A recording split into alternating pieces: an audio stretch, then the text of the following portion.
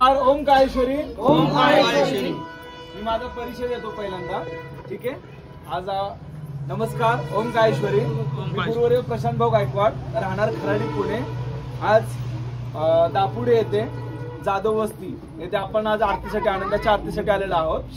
आनंदाच्या आरतीसाठी आलेलो आहोत. आज सविताताई राजेंद्र जाधव या त्यांची आरती आहे आणि सोबत लवकरच गेनमाईचा कार्यक्रम आहे. तर आज आरती आनंदाची आरती कशा प्रकारे होते, आंघोळी आपण काय घातली जाते हे तुम्हाला सांगतो मी.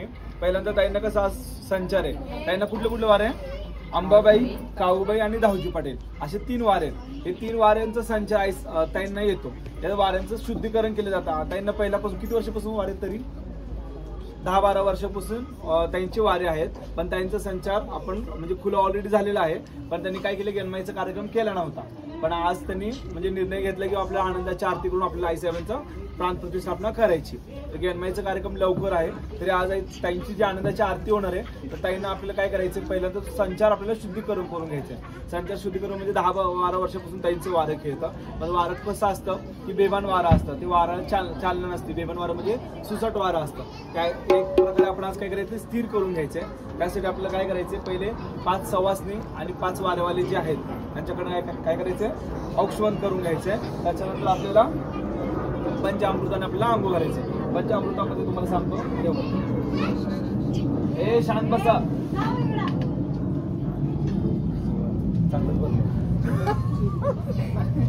हे बघा, हे पंचामृताचं मिश्रण केलेलं आहे. याच्यामध्ये 1.25 लिटर दही, 1.25 लिटर दूध, गोमूत्र, गुलाबजल, 21 लिंब, लिंबाचा पाला, फुलं आणि हळद कुंकू असं करून आपण हे मिश्रण बनवलंय.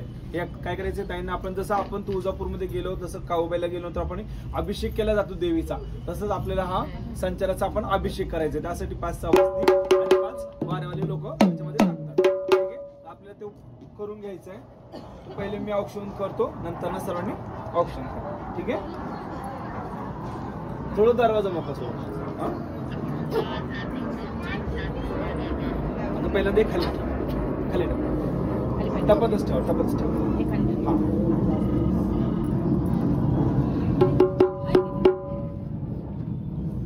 बोलायला जाऊ दे.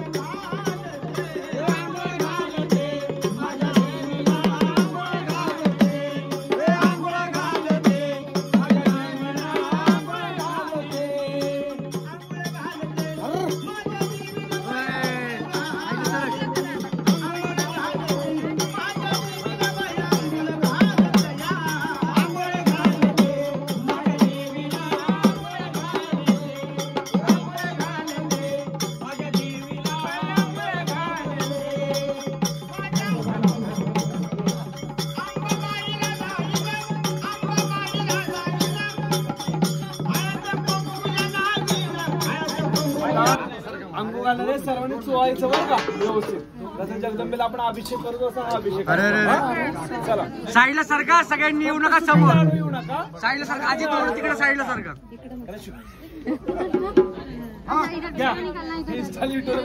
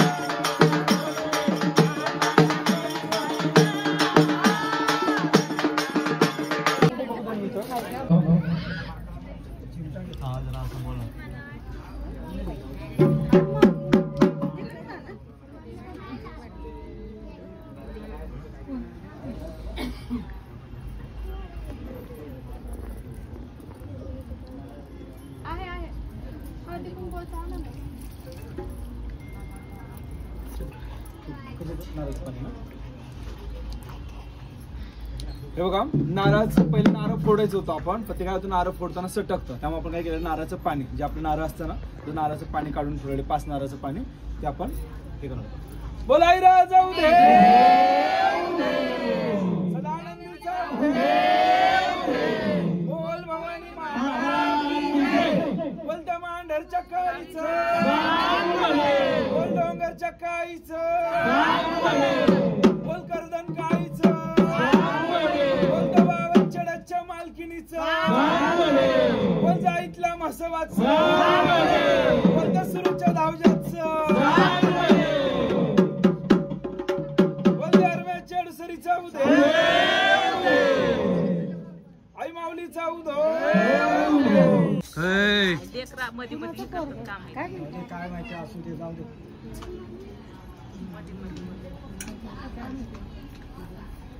आता काय करायचे 5 वारेवाले नाही बरं का त्यांची गेम झाले त्यांनी आहेत का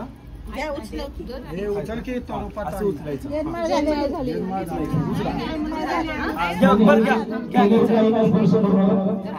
ऐका ऐका हे वाटायचं आणि दोरा पाठीमागे द्यायचं बरं का. हा घ्या बोलाई राजा उदे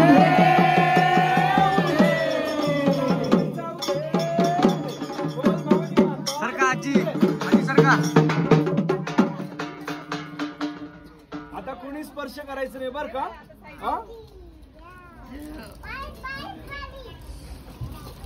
आपण हे वार शुद्धीकरण करून घेऊन आता कसं आता कोणी स्पर्श नाही करायचं ताई जातील त्यांच्यासोबत कोणीतरी जावा साडी वगैरे बदल कारण आपल्याला रास लावायची राशीला कसं शुद्धीकरणातून आईसाहेब बरोबर जगदंबा तिथं उतरली पाहिजे त्यासाठी आपण काय केलेलं आहे शुद्धीकरण करून घेतलेलं आहे तर रास लावायची आपल्याला.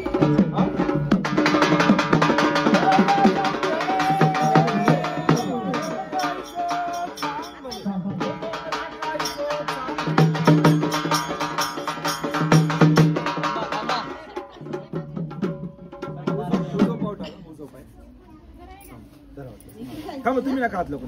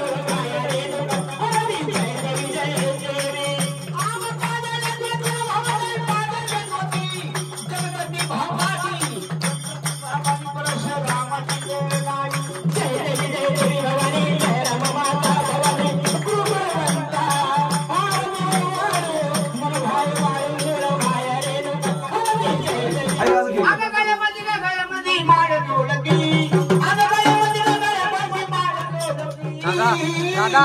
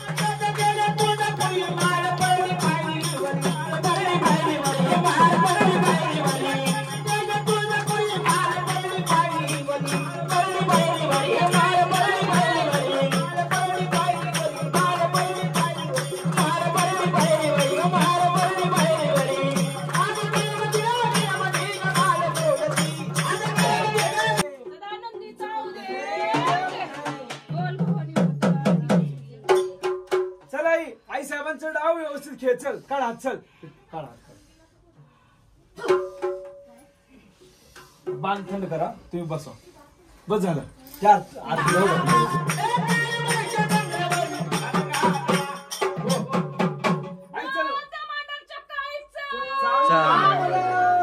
उठून खेळ. चल त्या ठेकावरच घे गाणं. चला ठेका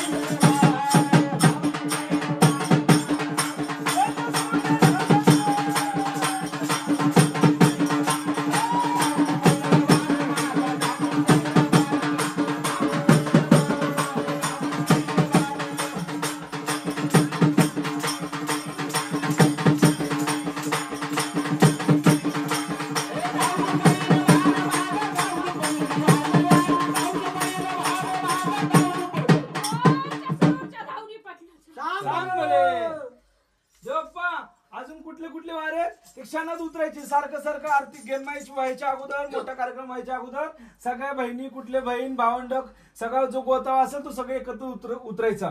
सारखं सारखं परत एकदा कार्यक्रम केले की गादीचा मान परत एकदा भेटलेला मान परत दुसऱ्यांदा भेटणार नाही. कुठली बहीण असेल तर उतरू दे, नाही ना? चल घे काऊबाईचं ठेका घे परत एकदा.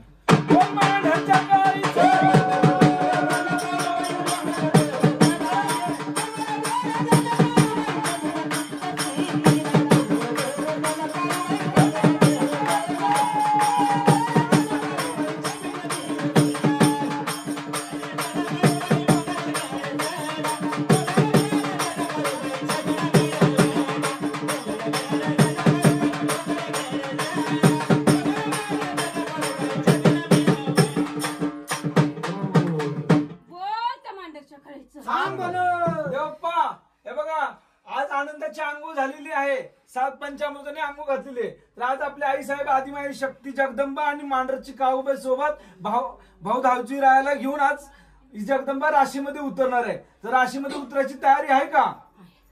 असेल तर हो म्हण, नसेल तर नाही म्हण. आहे ना? ठीक आहे.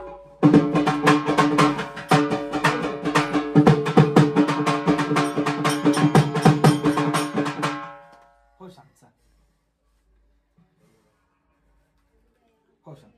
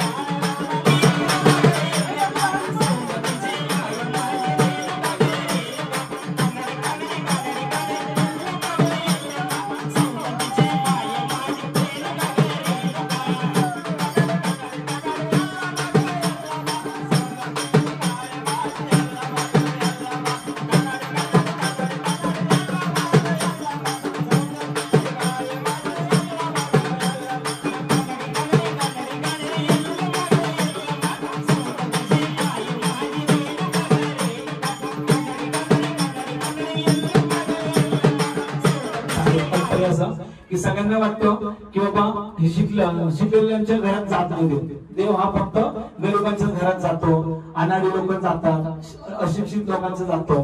पण कशाचं तुम्हाला सांगतो, ज्यांच्याकडे दळण दौलतीचं काही लागले का? दिवाळी का? ज्यांच्याकडे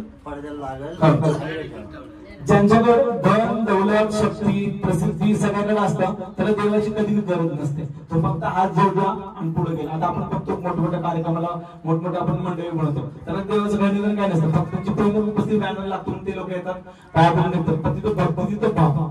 खरं सांगायचं म्हणजे मोठे जे लोक असतात, असं काही नाही की श्रीमंताच्या घरात देव जात नाही. देव ही जगदंबा सगळ्यांच्याकडे जाते, पण ते कुणाला जाणवते न जाणवते. त्यांच्याकडे प्रसिद्धी असते, पैसा असतो, सगळं धन संपत्ती असते, त्याला देवाची गरज नसते. देवाची गरज ही आमच्या सगळ्या गरिबांना लोकांना असते.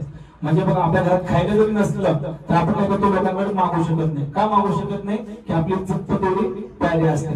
मग ही तन मन धन कुणाला चरणी अर्पण असते, जगदंबेला अर्पण असतं. तर मनातल्या सगळ्या गोष्टी आपण कुणाला सांगतो, जे देवीला सांगतो. ही गरीबाची जाण असते. गरीब कुणाला सांगत नाही, कारण गरीब तो शेजारच्याला सांगितलं आज मला घरात खायला नाही, तो लगेच दुसऱ्याला सांगतो हिला खायला नाही, आमच्याकडे येते. म्हणजे अक्षर एक मानवी धर्म आहे आपला, बरोबर. त्यामुळे ना गरिबांची जी कुलदेवता आहे, गरिबांची जाण आहे, ती कोण जाणणारी आहे? ती जगदंबा असते. त्यामुळे गरिबांच्या घरी का जाते? की नंतर जीवनाचं सोनं करण्यासाठी जाते. कशासाठी जाते? जीवनाचं सोनं करून जाते. आई साहेबांनी भविष्यात तुमच्या आजीनी पणजीनी तुझ्या मम्मीनी जगदंबा मनापासून पूजली, त्यामुळे विश्व वैभव वगैरे बघायला भेटतं. पर्यटनाचं एक महत्व असतो. देवाला आपण पूजतो हे लक्षात घ्या. देव आपण काय काय म्हणतो बघा, काही गरीब असते पण तो देव मनापासून पूजतो, पण त्याचा तो पूजतो, तो जगदंबेला पूजतो, पण त्याचा जो परिणाम होतो, जो भक्तिभाव निर्माण होतो, जी प्रसिद्धी भेटते, जो पैसा करतो, त्याच्या प्रपंचासाठी करत असतो तो. आता जे तुमच्या मम्मीने जे केलंय 10-12 वर्षापासून पूजलंय, त्याचा प्रपंच कुठेतरी तुम्हाला उत्पन्न झालेला. आणि तिची शक्ती असते. बरं, तुम्ही माना ना माना देव, काय तर आजकाल म्हणजे एज्युकेटेड पीपल्स कसं करतात की आम्ही शिकलोय, आम्हाला काही नको, त्या गोष्टी ते बोलतात. पण तसं काय नसतं की कोणीतरी एक पूजलेला असतो. मी तुम्हाला एक उदाहरण सांगतो. आता मी दरवेळी देवाचं बघायला बसतो. एक म्हातारा म्हातारी आले होते, म्हणजे वृद्ध आले होते, दोघं नवरा बायको. ते आमनोरा पार्क माहिती तुम्हाला? आमनोरा, तिथं 3.5 करोडचा फ्लॅट घेतला. किती? 3.5 करोडचा त्यांच्या मुलाने फ्लॅट घेतला. त्या मुलाला जवळजवळ काहीतरी 4 ते 5 लाखाचं पॅकेज पर मंथ, आणि त्याच्या सोन्याला पण तेवढंच पॅकेज आहे. फक्त हे जे म्हातारा म्हातारी होते ते सोलापूर जिल्ह्यातले होते, आणि एकदम म्हणजे ते माझ्यासाठी युट्यूबचं वगैरे बघून आले होते. ते यासाठी आले होते की त्यांचा मुलगा म्हणत होता आपण आता एवढं चांगलं सुशिक्षित घरात आलं, त्याच्या हातावरती होती परडी आजीच्या, तेव्हा ती परडी सोडून म्हणून ती मागं लागली होती, तो मुलगा आणि मुलगी. त्याचं असं म्हणणं होतं की आपलं एवढं चांगलं फ्लॅट आहे, चांगलं व्यवस्थित चाललंय, ती कशाला आपल्याला पोचतेस, ते सोडून दे, अशी त्याची मुलाची इच्छा होती, सोनीची इच्छा होती. तर ते म्हातारा म्हातारी आले होते माझ्याकडे, ते मला सांगितले रडत की असं असं झालं तसं झालं. मग मी म्हटलं हे तर योग्य नाहीये की सोडणं, कारण का आपण पुजतोय हे महत्वाचं आहे. एकदा हातावरती घेतली, ज्यावेळेस आपण सरणावरती चढतो त्याच्यातून ती परडी दुसऱ्यांच्या हातावर जाते, तो परत जात नाही. ज्यावेळेस त्यांना वाटलं सासूने सुनेला प्रपंच परडी असते, ही सोन्याची परडी म्हणजे एक प्रकारे सोन्याचं ताट असतं. तर त्यावेळेस त्या आजीने मला म्हटलं की बाबा असं असं आहे. तर मुलगा सारखा म्हणतो की सोडून दे सोडून दे सोडून दे, पण मी कसं सोडू? तर त्यावेळेस जवळजवळ त्यांचं वय किती असेल, 75 वर्षाची आजी असेल आणि 80च्या आसपास आजोबा असेल. ते डायरेक्ट त्यांना गाडी ड्रायव्हर वगैरे घेऊन माझी इथं आला होता, म्हणजे एकदम व्यवस्थित होते ते. मग त्यावेळेस सांगितलं की आता एवढं सगळं वैभव आलं, 3.5 करोडचा फ्लॅट आला, मस्त चांगलं जमीन जुमला सगळं आहे, पण आता सध्या असं झालं की हा म्हणतो परडी सोड. परडीचं महत्व त्या आजीने सांगितलं मला की आजोबा ज्यावेळेस सर्व्हिसला होते, रेल्वेमध्ये सर्व्हिसला होते, त्यावेळेस पोस्ट तार वगैरे अशी यंत्रणा होती, काय बाकीचं काय नव्हतं. त्यावेळेस काय नव्हतं. त्यावेळेस ते आजोबा बाहेर गावी गेले ना तर 15 दिवस येत नसायचे, आणि त्यावेळेस पेमेंट किती, 10 रुपये 5 रुपये अशी महिना असेल त्या परिस्थितीमध्ये होती.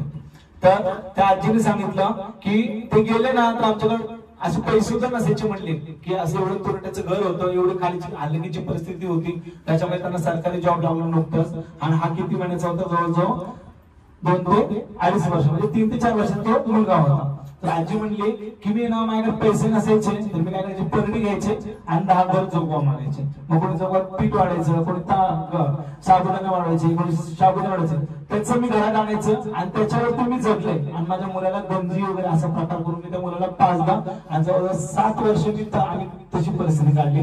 त्याच्यानंतर पैसा आला, त्याच्यानंतर थोडी थोडी सुरुवात झाली. मग ज्यावेळेस ह्या जगदंबेने म्हणजे तुम्हाला घरात काही नव्हतं त्यावेळेस ती परडी भरून त्यांनी साथ दिली, बरोबर ना. मग ज्यावेळेस त्याच्याकडे सगळं आलं त्यावेळेस तो काय म्हटला, ती सोडायची. मग मी त्या मुलाला बोलवलं, त्याला सांगितलं, त्या सुनबाईला पण सांगितलं त्यांच्या की असं का तुमच्या एकदा आईच्या मनाची हात आहे का म्हटलं. आता तुमच्याकडे मस्त पैसा आला, सगळ्या गोष्टी धन दौलत आल्या, पण आता सध्या काय की ही जी गोष्ट आहे की त्यांच्या मन समाधानासाठी ती परडी लावलं. कारण त्या परडीने तुम्हाला जगदंबाने तुला शिकवलंय, खाल्लं पिल्लं, 4 पैसे आणले, त्यावेळेस तुम्ही जगलाय. त्यावेळेस जर ही परडीच नसली असती तर ती शेवटी भीक मागली असते. आणि जगदंबाची परडी गेली की काय म्हणतो, नाही आपल्या कुलदेवीची परडी आपलं चांगलं होईल म्हणून जोगा वागतो, हे काही भावनेने वाटतं, कोणी भीक म्हणून वाढत नाही. त्यामुळे त्यावेळेस त्या मुलाला सांगितलं तू त्यावेळेस 2.5-3 वर्षाचा असेल तर जगदंब तुझ्या आईची हाक आहे. त्यावेळेस आईने त्याला सगळं सांगितलं की मी त्यावेळेस तुला 10 वर्षापासून असंच सांभाळलं, कारण त्यांच्या आजोबा इकडे गेले की तिकडे गेले की येत नव्हतं. मग त्यावेळेस ह्या काळात जर परिस्थिती दिली तर आता इथून पुढे पण परडीचं साधलं. मग त्यांनी ठरवलं नाही मला परडी. सोनबाईने म्हटली नाही, म्हटली कशी का असं ना, मी एवढी शिकलेली पण मी परडी स्वतः हे घेईल, म्हणजे ह्यांनी जरी गेले भविष्यात मी स्वतः घेईल, हे असं परडीचं महत्व असतं. त्यामुळे जगदंबा गरिबाच्या घरात जाते, कारण का सोन्याचं प्रयोग करण्यासाठी. ठीक आहे, प्रवचन नाही एक प्रकारे सांगतो मी, कारण कसं असतं प्रत्येकाला असं वाटतं की बाबा हे सगळं थोताण वगैरे असं प्रकार असतो. आता आपण बघूया आईला तुझ्या वार खरं की खोटं हे बघायचं. आता मी 5 लिंबाचे रस लावणार, किती 5 लिंबाचे रस लावणार. ही रस गुरुची मान असते, त्यामुळे गुरु लावणार आहे. ज्यावेळेस गेनमा असेल ना त्यावेळेस कवड्याची मान तुमच्यापैकी तुम्ही लपवायचं, मी हात लावणार नाही. त्यावेळेस त्यांचं वार खरं असेल तर ते खरं होईल, बरोबर. ते 4 चौकात म्हणजे सगळ्या मोठ्या कार्यक्रम असतो. आता 5 लिंबाचे रस वाटतो, सगळ्यांचे वारे खेळले, पाय वगैरे पण पडले, तर आपण ही जागा शुद्धीकरण करून घेऊ. आता माईक नको, मी असंच बोलतो.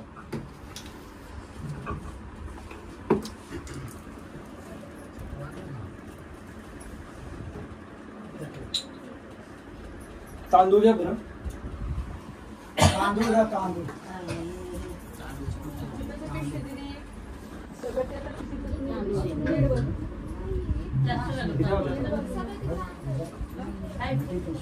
कुठं आणलं होतं?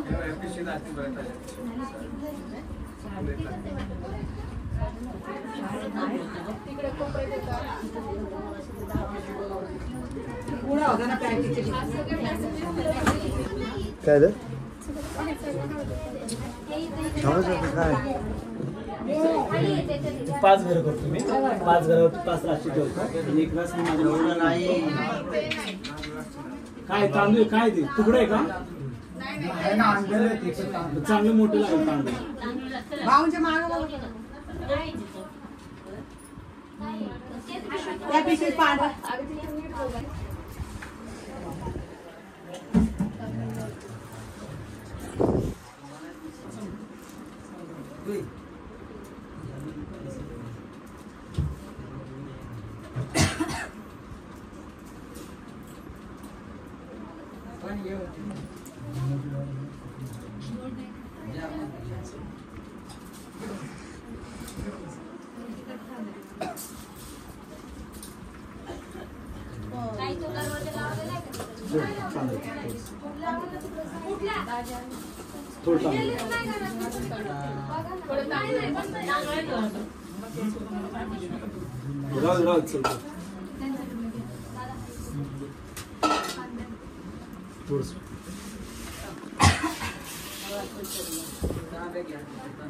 बस